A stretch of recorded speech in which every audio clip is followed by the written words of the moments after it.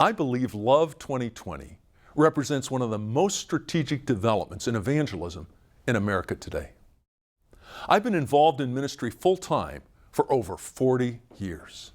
So I've had the opportunity to observe some different conditions of the spiritual soil in various countries and how that condition can change over time. As you probably know, the Jesus film has been shown around the world. Where it is often most effective is where people have little or no knowledge of Christianity. They therefore don't typically have any opinion on the subject.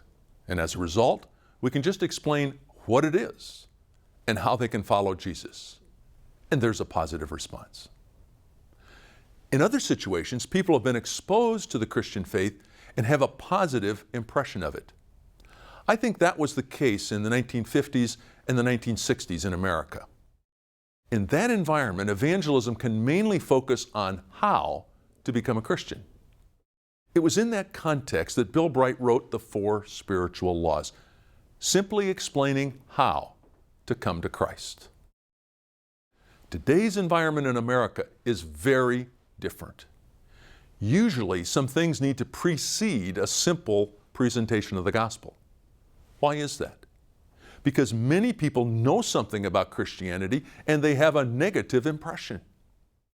The Barna Group did some research in recent years concerning what non-Christians in America think of evangelicals.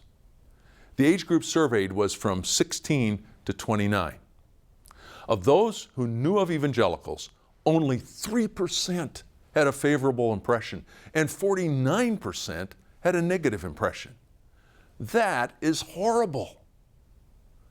Now, they do certainly need to know more about the what and the how, but before they're ready to listen to that, they need to know the why.